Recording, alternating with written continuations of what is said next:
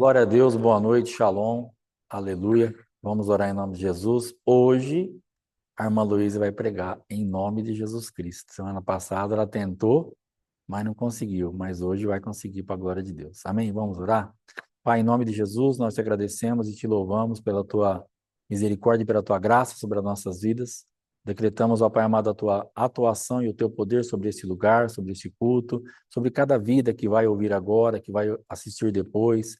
Que a tua palavra, Pai, entre nas nossas vidas e traga transformação, mudança e uma consciência, ó Pai amado, de quem o Senhor é por nós e de quem nós somos em Ti, Senhor, em nome de Jesus. Nos traga identidade e revelação da Tua presença. Quero abençoar a vida da irmã Louise nesta noite, para que ela flua abundantemente naquilo que o Senhor tem revelado ao coração da Tua filha, e que ela possa ser um instrumento, Pai, da Tua parte, em nome de Jesus. Amém e amém. Amém, irmã Louise. Deus te abençoe, em nome de Jesus. Fica na graça, sem pressa.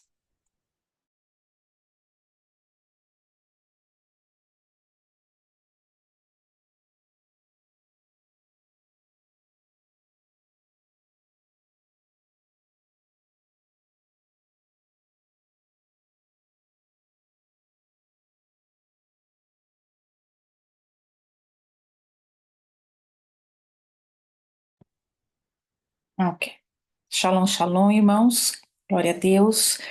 Então, mais aí um dia juntos, via online, para cultuarmos ao Senhor e compartilhar um pouquinho da palavra de Deus. Semana passada, eu comecei a falar com os irmãos sobre a, a igreja, né, como a noiva de Cristo. Eu vou aqui rapidamente só repassar a parte introdutória, onde eu queria, né, trazer para vocês, então, uma reflexão sobre a igreja de Deus, mas a igreja como noiva de Cristo. E para que a gente possa fazer isso, eu gostaria de, primeiro, entender como começou a igreja e quais as características da igreja primitiva, e comparar a igreja primitiva com a igreja atual, as características que nós vemos hoje. E onde nós lemos na Bíblia sobre Cristo chamando a igreja de sua noiva? O que Cristo fez por ela? O que nós, como noiva, estamos fazendo por Jesus? E o que nós estamos fazendo com a noiva de Deus? E no fim de tudo, eu espero que nós juntos possamos compreender com maior profundidade que a igreja não é um templo de quatro paredes, não é um edifício, não é uma religião, mas que a igreja do Senhor, a noiva de Cristo, é composta de pessoas, eu, você. Ah, então, sendo assim, como é que nós estamos lidando e como é que nós estamos cuidando da igreja do Senhor e de nós mesmos?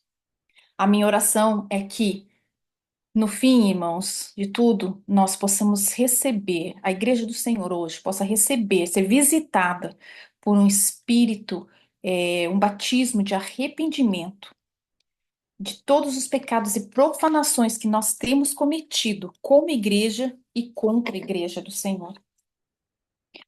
E também um batismo, uma unção de amor maior pelas almas e uma unção de alegria como que a noiva esperando aquele grande dia do casamento do Senhor, o casamento com Jesus Cristo, o retorno do noivo, para que essa aliança seja consumada.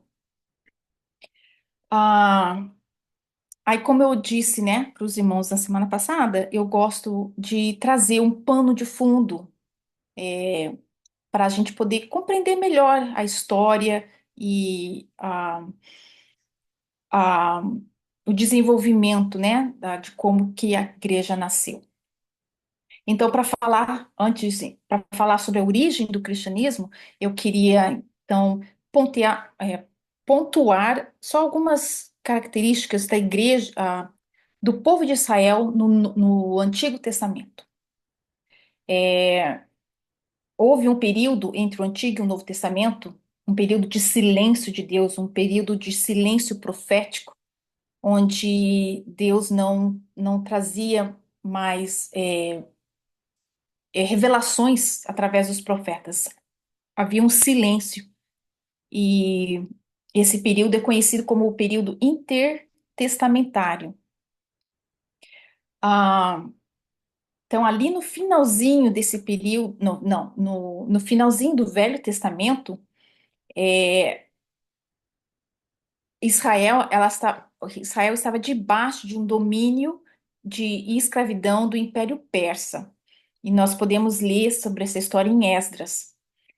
Os judeus, mesmo escravos, né, mesmo exilados, foi na época do rei Ciro, ele é, permitiu, ele permitiu que as pessoas, que Israel, que os judeus adorassem a Deus, cultuassem a Deus, e também que liberou o povo para que eles fossem reconstruir o templo em Jerusalém.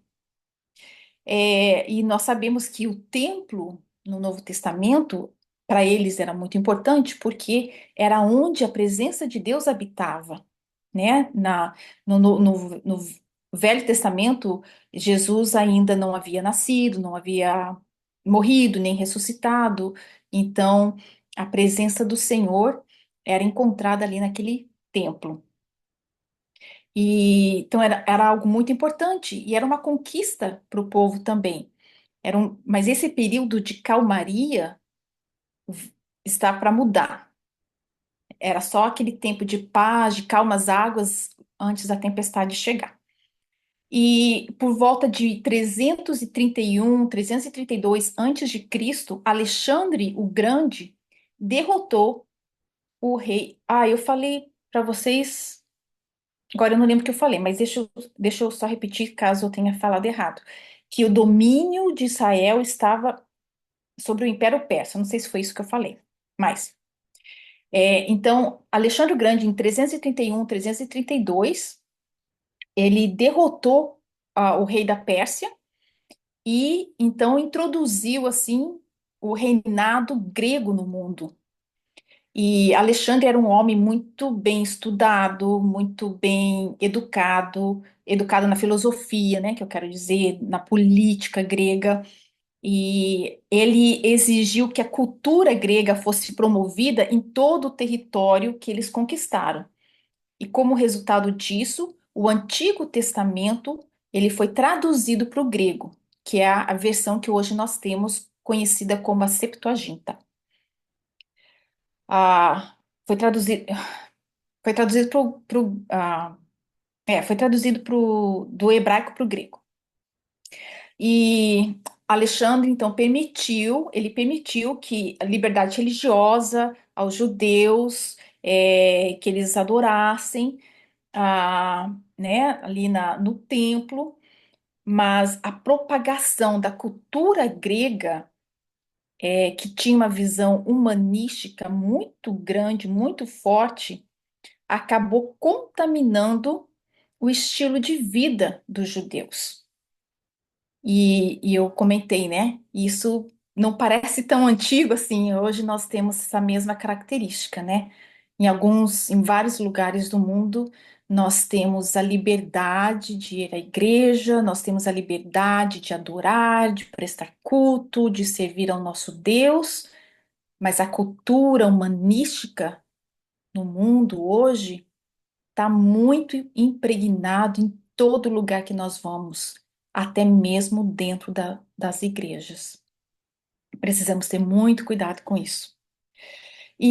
Mas enfim, Alexandre morre e, como nós sabemos, a história, né, ela não é estagnada, a história ela vai mudando e não foi diferente com a história de Israel, que começou então a sofrer uma perseguição e começou a sofrer opressão por parte do governo. Deixa eu ver. Roma, em 63 antes de Cristo, então, é, Pompeu de Roma, ele conquistou o império agora, que era grego, passa a ser romano. E, e assim, então, a Israel termina o Novo Testamento sobre o domínio e a opressão do governo romano. E então a gente tem todo esse período de 400 anos passando, o povo sofrendo, o povo oprimido, o povo escravizado de uma certa forma, não é? E eles com as promessas, os profetas, os pequenos e os profetas menores, os profetas maiores ali, sempre trazendo a palavra de que Deus iria enviar um Salvador para o seu povo.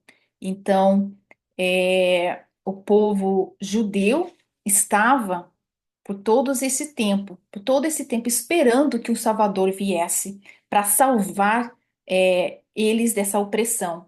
Eles esperavam que o Messias ia trazer uma liberdade religiosa e uma liberdade política, e ia restaurar a independência e a glória de Israel.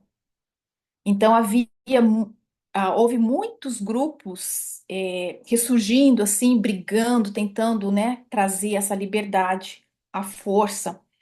Havia muita tensão política e alguém escreveu assim, olha, várias pessoas já haviam surgido alegando ser o Messias e tentando iniciar revoltas contra os povos opressores, como os romanos, mas nenhum desses falsos messias tinham conseguido fazer coisa alguma. Até que, então, agora, lá no ano, mais ou menos 3 depois de Cristo, nós não sabemos exatamente o ano que Jesus nasceu, mas se cumpre a promessa dado pelos profetas no Antigo Testamento, que o Messias ia nascer, né? E nasceu, então, no tempo proposto pelo Eterno. Jesus veio, então, nascido de uma virgem, na cidade de Belém, na Judéia, filho de um carpinteiro que cresceu em Nazaré, uma cidadezinha pequenininha, não era bem vista, e as pessoas, puxa, pode alguma coisa boa vir de Nazaré? Não é? Foi lá mesmo, no meio dos jumentinhos, que Jesus, o Salvador, o Messias prometido, o libertador, o resgatador de Israel, nasceu. Então, Jesus, para alguns, não teve muito crédito que ele era o Messias, mas para outros, Jesus realmente veio trazer essa esperança para o povo. Aos 30 anos, Jesus começa então o seu ministério. Ele pregava a mensagem, ele trazia uma mensagem de que o reino de Deus era chegado e era acessível a todos, homens, mulheres, judeus, gentios, e isso trazia um certo desconforto para algumas pessoas.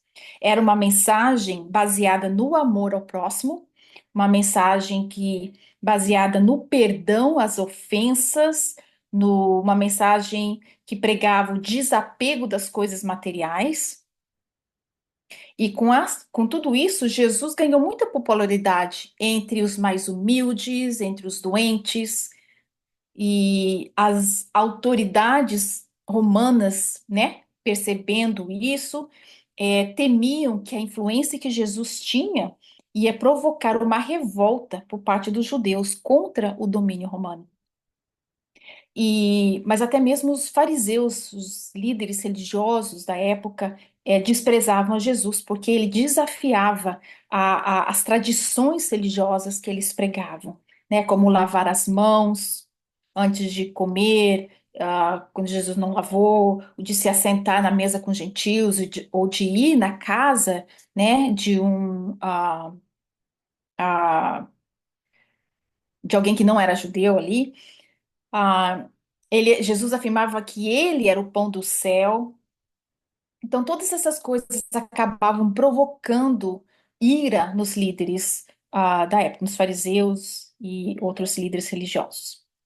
Agora, por curiosidade, eu achei isso bem interessante, é que existe uma teoria que diz que Judas traiu Jesus porque Judas, ele fazia parte de um grupo desses rebeldes, um grupo que estava tentando conquistar, destronar, né, o Império Romano, e então Judas acreditava que Jesus era esse líder que ia trazer essa revolução. Mas quando ele viu, percebeu que Jesus não ia ser este líder como ele esperava que fosse, então Judas decidiu trair Jesus. E, mas, de novo, isso é só para uma curiosidade nossa. E o fato é que nós conhecemos a história, os líderes, o próprio povo judeu acabou condenando Jesus à morte. Ah, então Jesus morre, e a partir da morte de Jesus, então, se dá início ao cristianismo, que quer dizer seguidores de Cristo. Os discípulos andaram com Jesus, os discípulos que andaram com Jesus, tirando Judas, é claro, eles foram instruídos pelo próprio Salvador, após a sua ressurreição, a ir pelo mundo e pregar o evangelho a toda a criatura, a Judeia, a Samaria e aos confins da terra. E Pedro, que foi escolhido pelo próprio Senhor, ele foi o fundador da igreja. E após a ascensão de Jesus, após Jesus ter retornado ao céu, né, subido aos céus, e de acordo com a direção que Jesus deu, os seus discípulos e aqueles cristãos do início, ali, os primeiros cristãos, então ficaram em Jerusalém até que eles recebessem a visitação do Espírito Santo.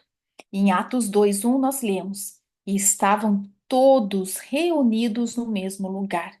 Aqueles que creram em Jesus, então começaram a se reunir em comunidades, não havia um templo, não havia uma igreja, eles se reuniam em comunidades para levar os ensinamentos de Jesus, ensinar entre eles e, posteriormente, então, compartilhar isso com todos os povos. Eu queria ler com vocês Atos 2. Deixa eu achar aqui. Só um minutinho. Capítulo 2, onde relata ali o início da igreja. Capítulo 2, versos 42 a 47. Eu vou ler um pouquinho e a gente vai explicando. Eu quero falar sobre as características da igreja primitiva agora.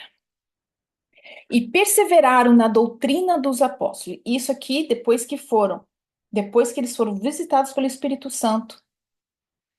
Pedro prega, né, uma mensagem ali onde 3.000 pessoas foram batizadas.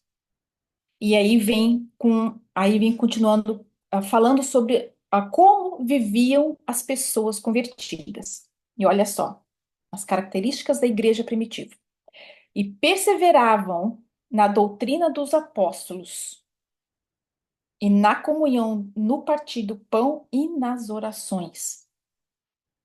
A comunidade, ela ouvia a palavra do Senhor, os ensinamentos que Jesus deixou, e eles praticavam, eles seguiam na doutrina, perseveraram na doutrina. Eles estavam praticando aquilo que eles estavam pregando. E perseveravam também na comunhão e partir do pão. Não havia individualidade. Eles eram uma família, havia unidade naquele povo. Eles andavam juntos, dois a dois, como nós vimos em todo o Novo Testamento. Nunca vimos nenhum discípulo andando sozinho. Toda vez que eles iam viajar, Jesus mandava de dois em dois. Unidade. E eles comiam juntos. 43. Em cada alma havia temor, e muitos prodígios e sinais eram feitos por meio dos apóstolos. Em cada alma havia temor, reconhecimento da autoridade de Jesus.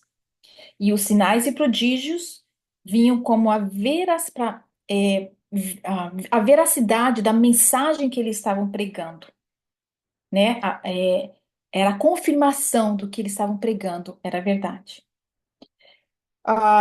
Todos os que criam estavam juntos e tinham tudo em comum. Eles vendiam as suas propriedades e bens, distribuindo o produto entre todos, à medida que alguém tinha necessidade. Então, todos tinham tudo em comum. Os cristãos, eles não eram, os primeiros cristãos, eles não eram apegados aos bens materiais. E, se necessário, eles voluntariamente vendiam suas propriedades para ajudar aqueles que precisavam. E o versículo 46 diz: diariamente perseveravam unânimes no templo, partiam pão de casa em casa e tomavam suas refeições com alegria e singeleza de coração. Diariamente, irmãos, diariamente perseveravam unânimes no templo. Hoje nós vamos à igreja uma vez na semana, talvez duas vezes, e nós é pesadinho, né? Nós reclamamos ou a gente acha que é muita coisa. Aqueles irmãos, eles iam todos os dias. Sabe o que que eu vejo, irmãos? Eu notei o seguinte, que naquela época, no início da igreja, o viver a mensagem de Jesus, o evangelho era o centro da vida deles. Hoje, o centro da nossa vida é qualquer outra coisa. Ir à igreja, viver o evangelho é secundário. Mas no início da igreja, era todos os dias. Eles compartilhavam do pão. Todos os dias eles estavam perseverando, iam ao templo para orar. Todos os dias eles tinham comunhão um com o outro.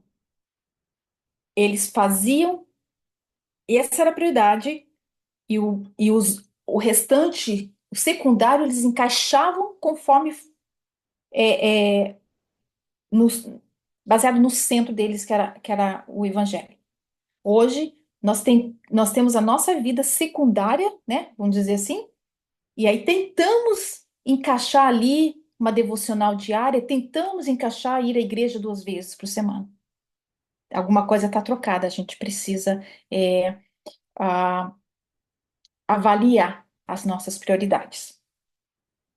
E uma coisa, o partir do pão de casa em casa, né, também pode dar a entender que eles ceiavam, né, o partilhar do pão todos os dias. Pode ser isso também.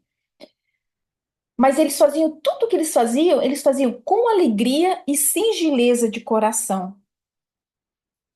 Havia simplicidade, havia sinceridade no que eles faziam. E louvando a Deus e contando com a simpatia de todo o povo, né? O louvar a Deus era uma atitude de gratidão ao Senhor. Então, nós vemos aqui, irmãos, a descrição da vida dos irmãos na igreja primitiva. Nós temos quatro chaves: a devoção prática aos ensinos de Jesus, eles ouviam e praticavam a palavra do Senhor. A devoção à comunhão com os irmãos, através do partir do pão, seja tendo refeições juntos, seja ceando juntos. E também o partir das necessidades financeiras, né? Temos a devoção, a oração diária e a atitude de gratidão que fazia parte de quem eles eram. Atitude de gratidão e alegria entre os irmãos e para com Deus. E isso veio, né? Foi um estudador aqui, John, que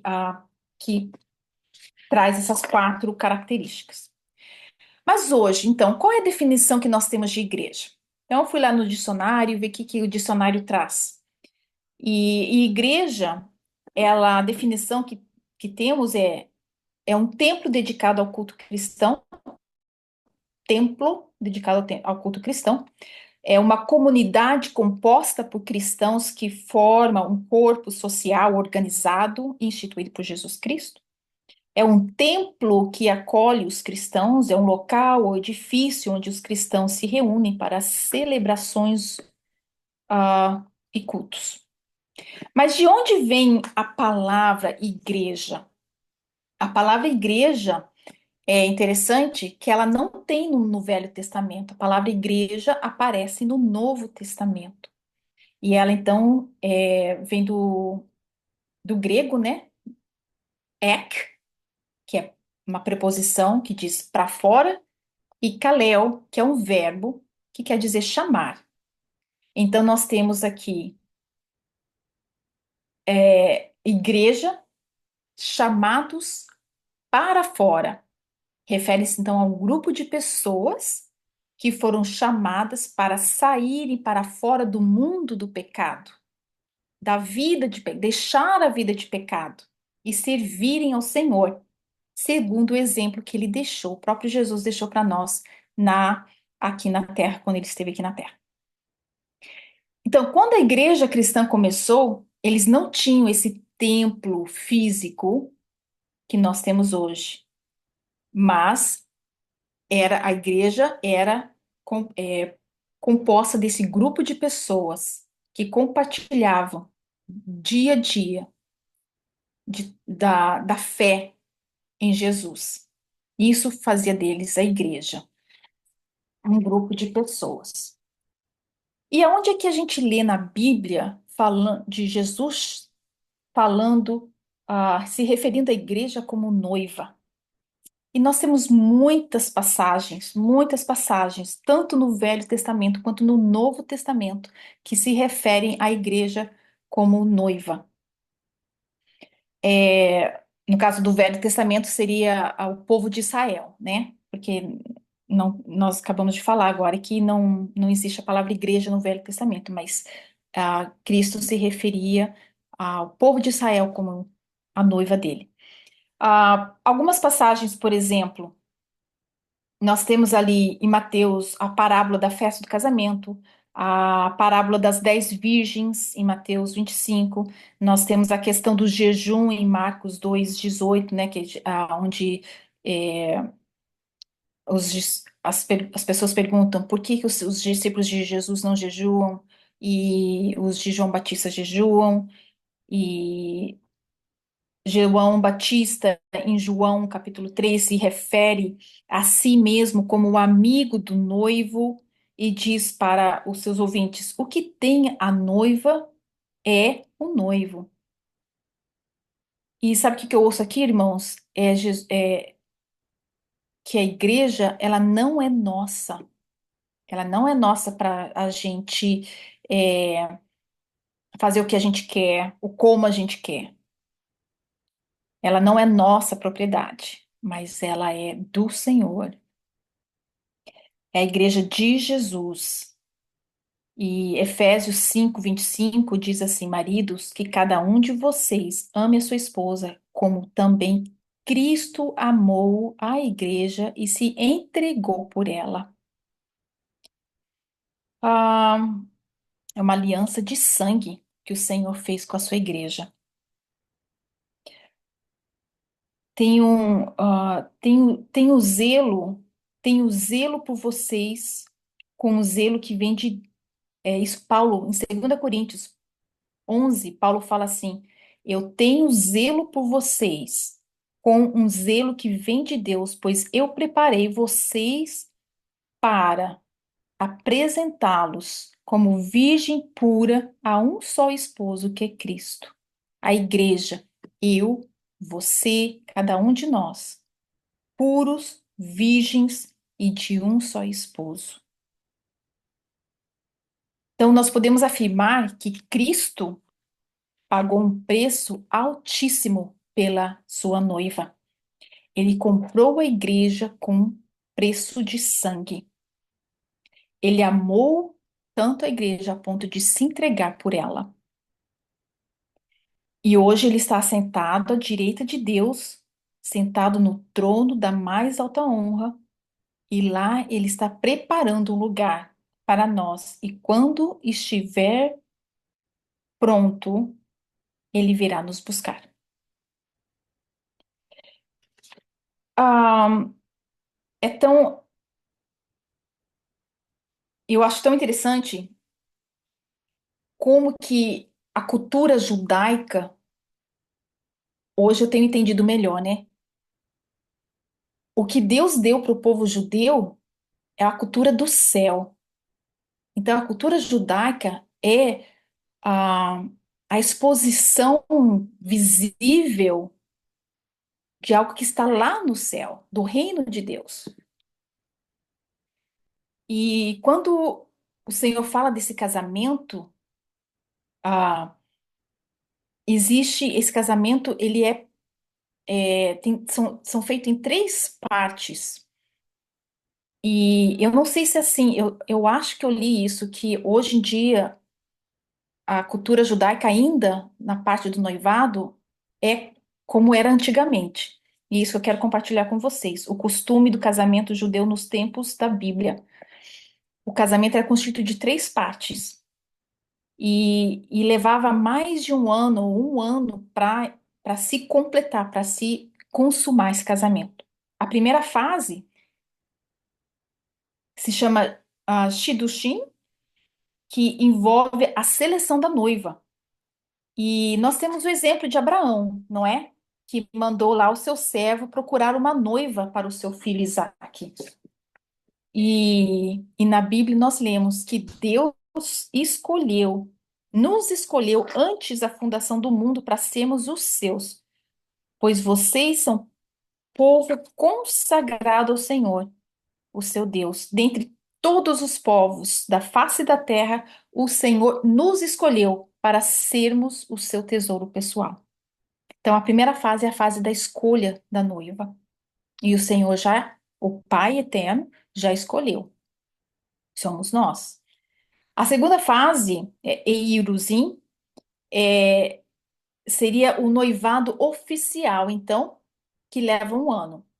Eles não moram juntos, mas era uma aliança tão séria, o noivado era algo tão sério que para romper, para anular esse noivado, era necessário haver um divórcio religioso. E somente o noivo é que teria esse direito de anular o noivado. E, e nós temos Jesus como nosso noivo, nós podemos ter a certeza de que o Jesus, ele não vai anular essa aliança com a igreja, com a noiva.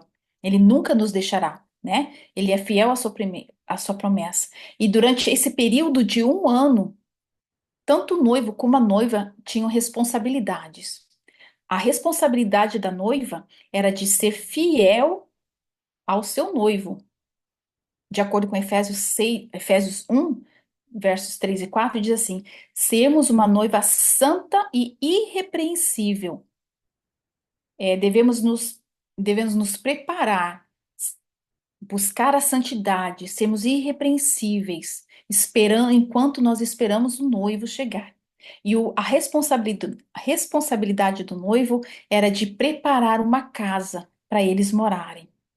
E nós temos, né, o João ali 14, que diz: Não se perturbe o vosso coração, creiam em Deus, creiam também em mim. Na casa de meu pai há muitos aposentos. Se não fosse assim, eu teria dito a vocês: Vou preparar lugar para vocês. E quando eu for e preparar lugar, eu voltarei, Jesus voltando, e os levarei para mim, para que vocês estejam onde eu estiver. Então, nesse período em que nós estamos esperando o noivo, nós podemos ter a certeza que Jesus está lá no céu, preparando essa casa para nós. E a terceira fase, que é no Nissuim, é a última parte. É quando o noivo e a noiva então se encontram e eles realizam a cerimônia de casamento e se tornam uma só carne. E de acordo com a tradição antiga, pelo menos, o noivo volta para a sua noiva depois de um ano e, e o noivo só poderia retornar Olha só que lindo. O noivo só poderia retornar quando o pai dissesse que tudo estava pronto. Quando o pai dissesse quando o pai der o comando.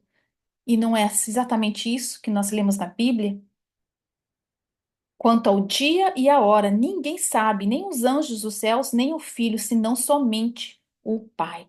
E quando o pai, o eterno, falar, tudo está pronto, Jesus então virá e tomará para si a noiva dele.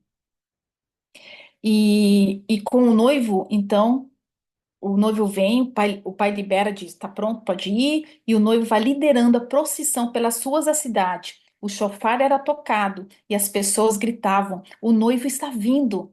E no final desta fase, então, há uma grande celebração. E Apocalipse 19 descreve esse momento quando Jesus se encontra com a sua noiva. Regozijemo-nos, vamos nos alegrar e dar-lhe glória, pois chegou a hora do casamento do Cordeiro e a sua noiva já se aprontou. Foi-lhe dado para vestir-se linho fino, brilhante e puro. O linho fino são os atos justos dos santos. Então, da mesma forma que o noivo dava coisas de valor à noiva e à família dela, Jesus pagou um valor muito caro, altíssimo, para casar-se com a sua igreja. Ele comprou a igreja com seu próprio sangue. Cristo amou a igreja e a si mesmo se entregou por ela, lá na cruz. Ah, então nós podemos, né, ver aqui essa linguagem bíblica comparado com as fases do casamento da cultura judaica. Então Jesus veio ao mundo e fez promessas ao povo. E nós também podemos, nós prometemos ser fiéis a Jesus quando nós nos convertemos ao Senhor.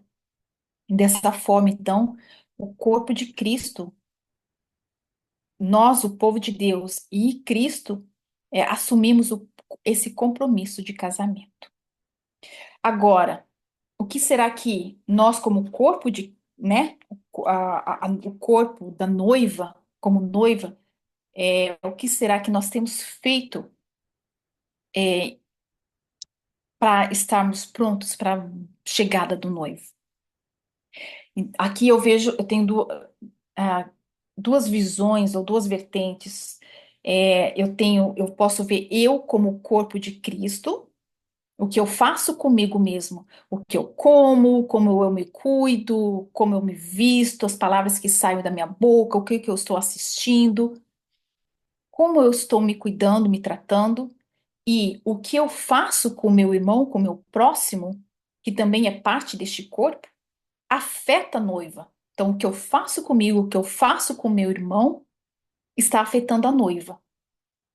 Se eu me cuido, se eu cuido do meu próximo, a noiva está bem tratada. Mas se eu não estou me cuidando, se eu não estou zelando e não zelo pelo meu irmão, também estou manchando a noiva de Cristo. Estou maltratando a noiva de Deus, de Jesus. Agora, nós podemos ver também assim, quando nós nos reunimos na igreja, templo, ou em um grupo, né? Em casa ou online, quando nós nos reunimos como grupo de fiéis para prestar culto ao Senhor, eu vejo nós como servos servindo ao noivo e à noiva. Então eu pergunto, que tipo de mesa nós estamos servindo a este casal? Que tipo de serviço estamos oferecendo ao noivo e à noiva? E nessas andadas, né, irmãos, visitando igrejas, nós ouvimos de histórias que nós temos escutado, é, eu tenho tristemente visto uma igreja que está corrompida, uma igreja egoísta, uma igreja publicitária, querendo ganhar dinheiro, um palco para o ego, uma igreja falsa no amor e avarenta, fria e manipuladora. Eu estou vendo uma adoração contaminada, um culto contaminado. Nós estamos manchando a noiva de Cristo com esses trapos de imundície, com esses cultos mesclados, com essas adorações falsas e frias, cultos egoístas. Nós pensamos que nossas obras, são atos de justiça e graça, afinal, nós estamos ali pregando o nome de Jesus, nós estamos louvando e adorando com belos hinos, ah, com adoradores e instrumentistas tops. Tudo que a gente faz por fora pode parecer lindo e maravilhoso, magnífico, mas qual é a intenção do nosso coração quando nós pegamos o microfone e vamos lá na frente falar? Qual é a intenção, a motivação do nosso coração quando nós estamos liderando ou ali louvando o Senhor? Qual a intenção do nosso coração, a motivação das coisas que nós fazemos? Por que nós fazemos? Com que intenção nós fazemos? O que está lá no nosso coração? A Bíblia fala daqueles que pregaram e expulsaram demônios e fizeram milagres em nome de Jesus, mas Jesus vai chegar no dia final e Jesus vai dizer para eles: apartem-se de mim, eu não os conheço.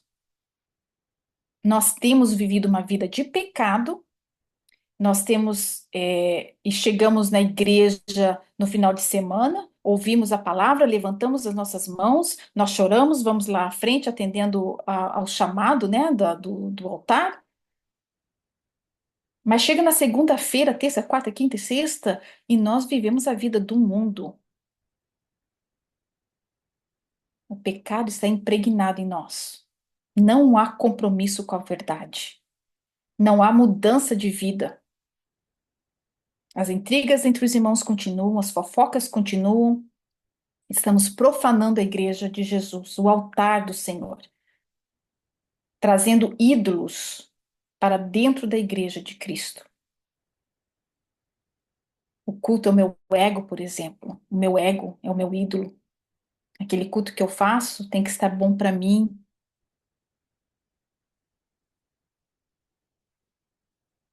Eu tive um sonho, irmãos, isso eu escrevi, foi no dia 1º de outubro. Eu tive esse sonho, eu queria compartilhar com vocês. Eu vou ler aqui porque eu não me lembro de todos os detalhes. Mas no sonho, eu via Satanás em forma de uma mulher. E essa mulher se aproximava da igreja. E eu vi essa mulher, eu sabia que era Satanás vindo. Então, dentro de mim, eu tive muito medo. Então, logo eu comecei a clamar o nome de Jesus. Mas isso não fez nada, não fez Satanás parar. Ele continuou se aproximando da igreja.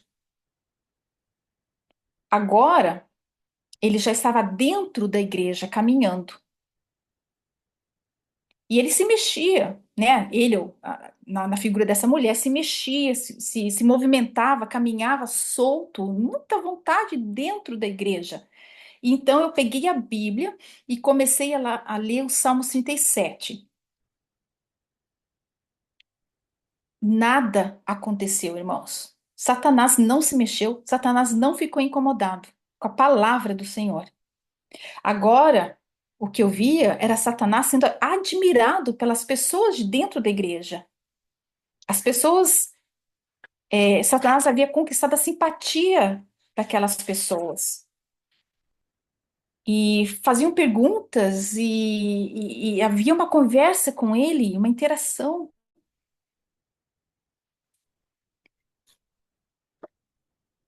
O que me assustou é que a leitura da palavra de Deus, a adoração, o louvor que era entoado dentro da igreja, o mencionar o nome de Jesus, nada disso assustou Satanás. Nada espantou Satanás. Ele continuava se movimentando dentro da igreja, como se nada estivesse incomodando ele. Para mim, irmão, sabe o que isso quer dizer? Que a nossa igreja está contaminada. que nós estamos sem autoridade verdadeira, que que somos nós mesmos que estamos atraindo Satanás para dentro das nossas vidas e da igreja com os nossos pecados. E anterior ao sonho, eu ouvi uma voz que dizia assim: só salvação não basta, é necessário santificação. E a santificação, irmãos, eu vejo assim, é um processo, é parte do processo da salvação. E por que que eu digo parte do processo da salvação? Porque eu sei que há muitas divergências sobre esse assunto, mas na minha opinião particular, eu creio que a salvação é algo que você precisa manter. Você pode perder, então você precisa trabalhar para guardar a salvação. E a Bíblia diz lá em Hebreus que seguir a paz com todos e a santificação, sem a qual ninguém verá a Deus. Nós podemos ser salvos. O que eu entendo é, nós podemos até ser salvos, mas nem todos vão ver a Deus. Sem santificação, nós não veremos a Deus. O que eu entendo é que lá no céu vai ter, vou dizer assim, de uma forma bem rude, níveis de crentes, né? Mas nós precisamos buscar a santificação, porque não tem como o profano conviver com o santo. E por isso que as igrejas estão tão contaminadas, porque há profanação dentro do templo do Senhor, por causa de falta de santidade, por falta de posicionamento, de decisão, de sair de cima do muro. Eu não posso ter um pouquinho do mundo e um pouquinho de Deus. Ou eu tenho a Deus, ou eu sirvo a Deus, ou eu sirvo ao diabo. Essa coisa mista não tem Deus. Então, a noiva de Cristo somos nós? E o que Cristo vai dizer se ele chegar hoje, voltar hoje, e nos ver flertando com Satanás? Isso é muito sério, irmãos. Os altares estão contaminados, as picuinhas com os irmãos, a fofoca, a inveja, ciúmes, os cultos que visam ganhar ibope, as igrejas que querem mais e mais e mais membros, porque com mais e mais membros se tem mais dinheiro. São lobos vestidos de ovelhas. Há muitos lobos vestidos de ovelhas dentro da igreja e nós não estamos conseguindo discernir esses lobos. Agora, eu imagino que o coração de Deus deve se entristecer muito vendo a sua noiva contaminada, com as suas roupas manchadas, com as suas mãos sujas, o seu rosto lamacento.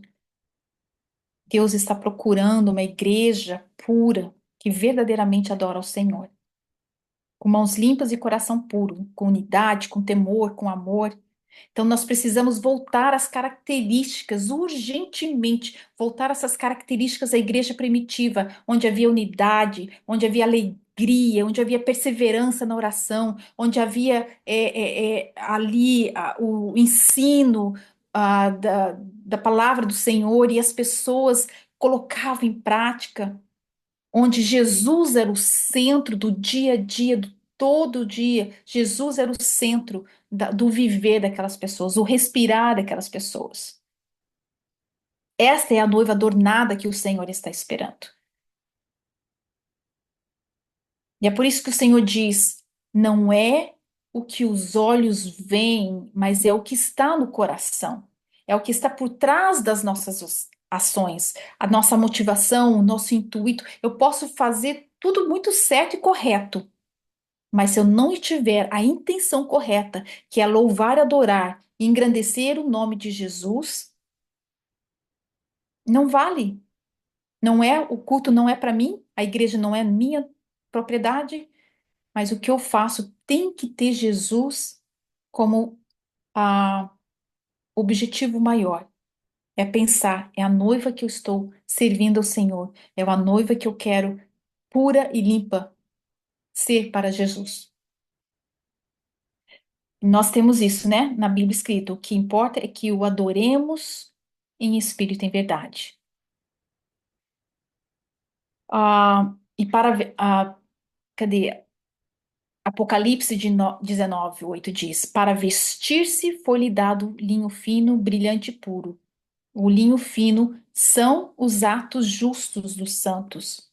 E esses atos de justiça pode ser que se refira ao fato das pessoas permanecerem fiéis sem comprometer a sua fé. E isso, irmãos, viver uma vida sem comprometer a fé só é possível passando pela cruz. É matando o seu eu, é matando o meu eu, a minha vontade, a minha carne e viver para Jesus. Então, de novo eu pergunto: com que intenção e motivação nós estamos fazendo o que fazemos para Jesus? O tempo, irmãos, pode parecer, a gente está quase acabando, tá? Mas o tempo pode parecer, irmãos, distante. Sabe como a gente sempre ouve que Jesus está voltando? Os pastores, evangelistas, mulheres, homens de Deus vêm anunciando a volta de Jesus desde o primeiro século, desde o início da Bíblia. Então, por vezes, nós podemos nos pegar nessa ideia de que sim, acredito, eu sei, Jesus está voltando. Está muito próximo, mas no fundo, irmãos, nós não estamos levando isso muito a sério. Mas o Senhor diz: o tempo parece distante, mas está perto. É aqui eu quero ler com vocês Ezequiel 12, rapidinho. Ezequiel 12, o versículo 22, que diz, a partir do versículo 22, que diz assim: A palavra do Senhor veio a mim, Ezequiel, dizendo: Filho do homem, que provérbio é esse que vocês têm na terra de Israel? Os dias passam e as profecias fracassam. Peraí. O provérbio diz: Os dias passam e as profecias fracassam.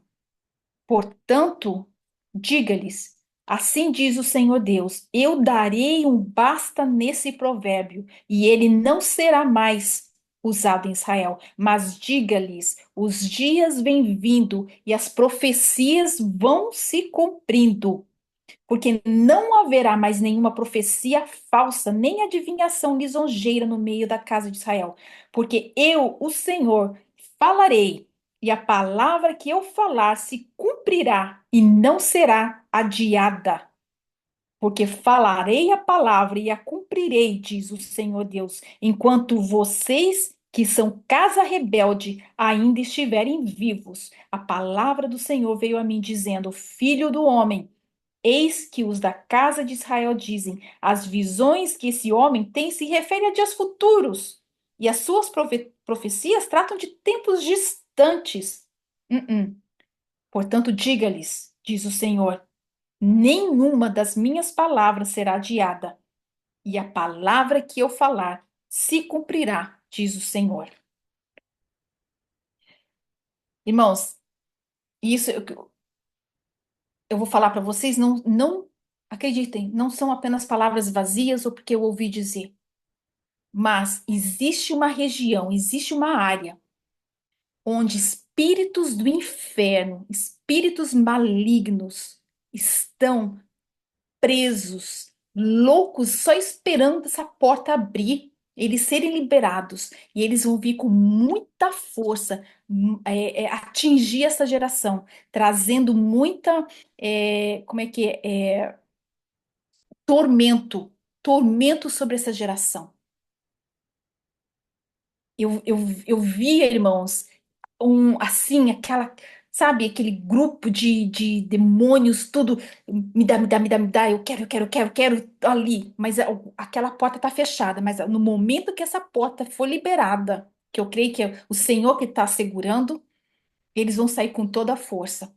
Então, dias muito tenebrosos ainda estão por vir. É um tempo de sangue, um tempo de morte. Então, meus irmãos, nós precisamos ser lavados pela palavra de Deus, que é água viva, água que purifica, é água que limpa.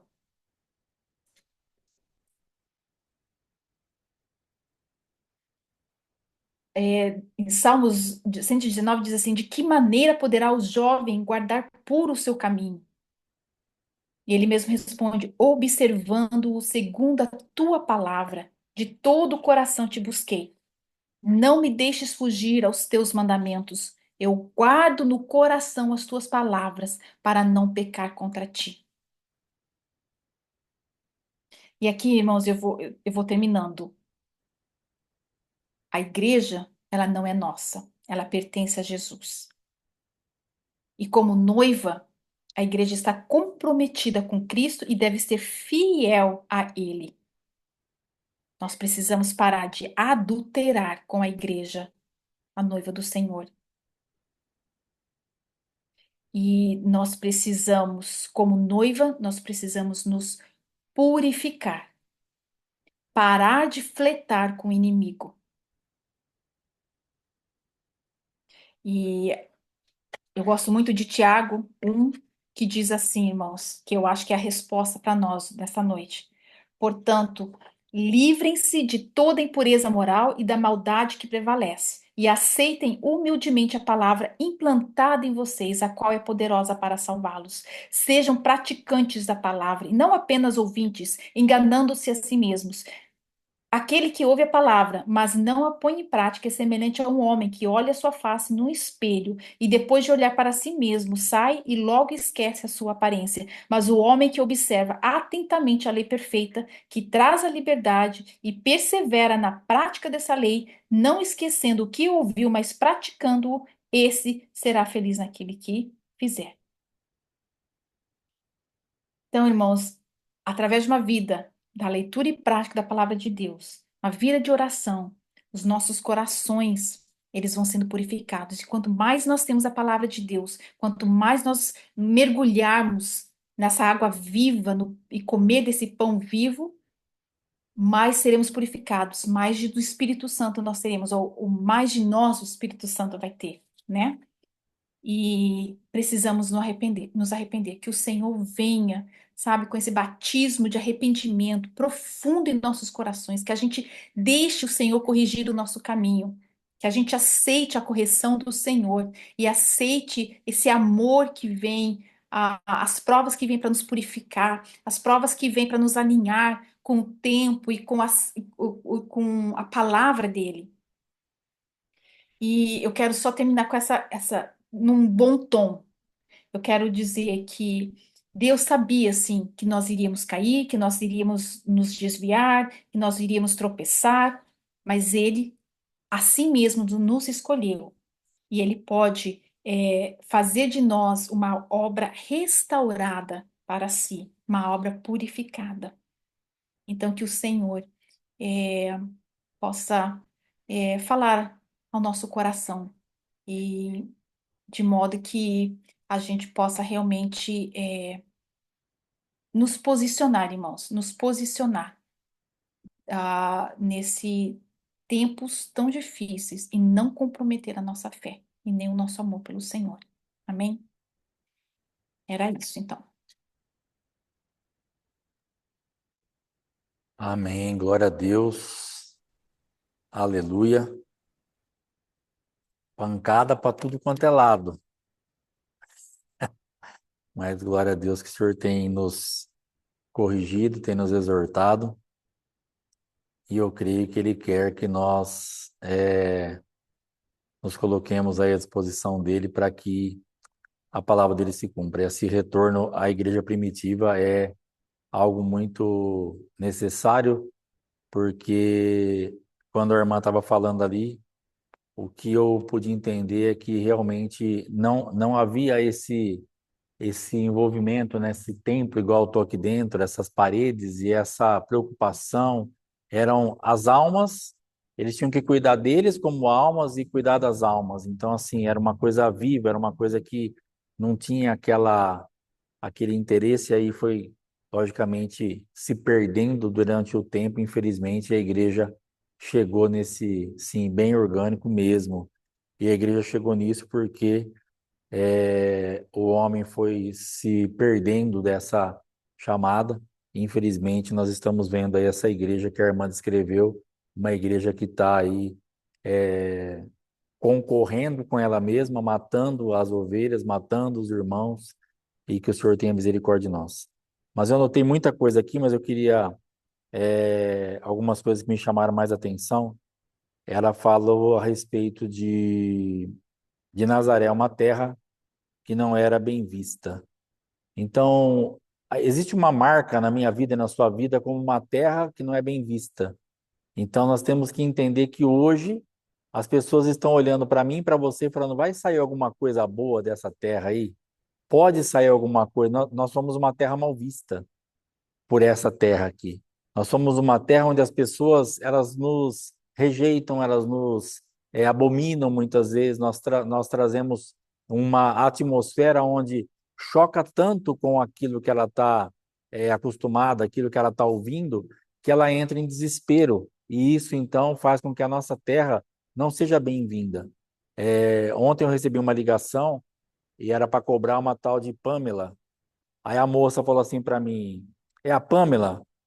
Falei: não, moça, não é a Pamela, é o Alexandre. Esse telefone não é da Pamela e não adianta você ligar porque não existe Pamela aqui.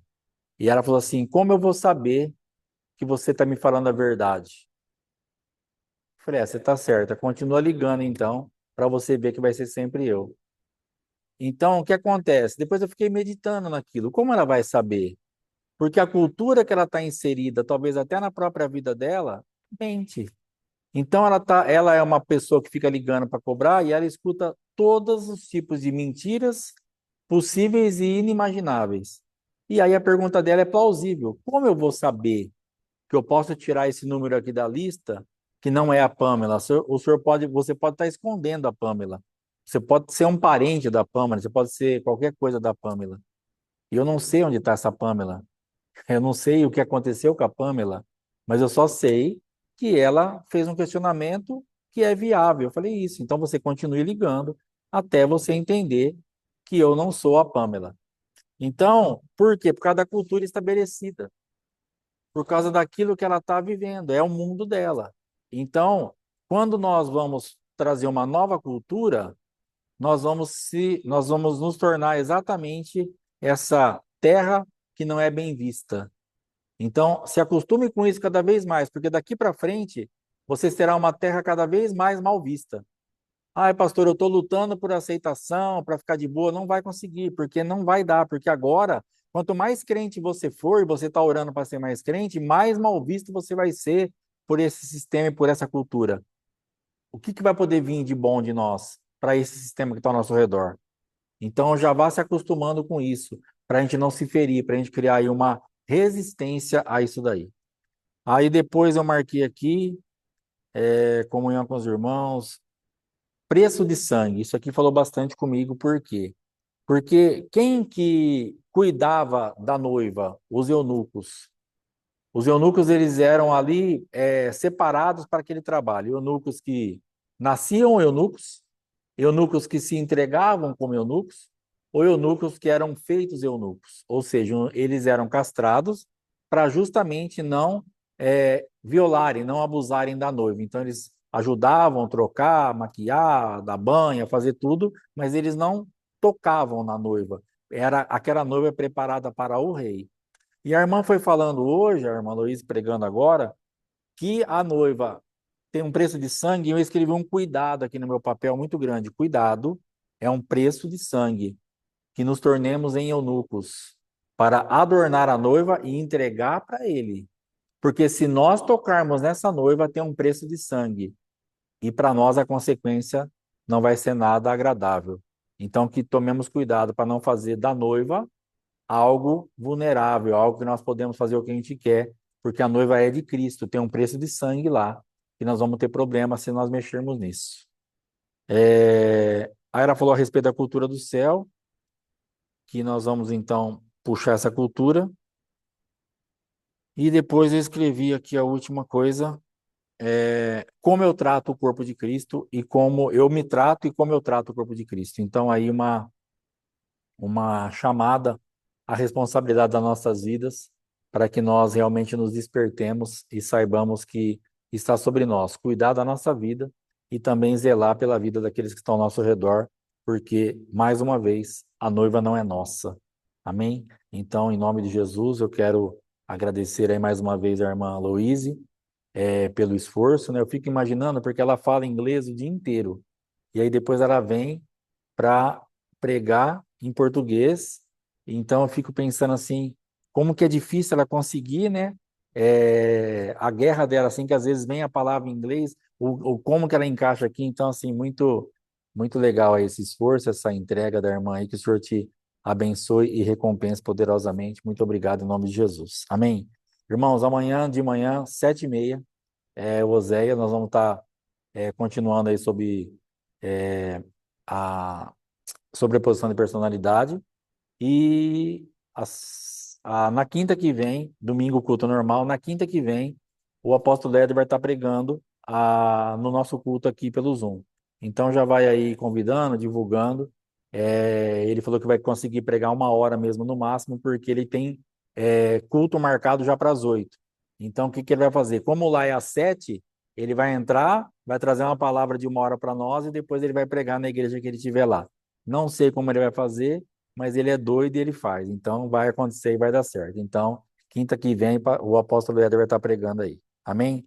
Então eu creio que é isso. Deus abençoe. Bom descanso para todo mundo. Shalom. Fiquem na paz. Até mais. Valeu. Glória a Deus.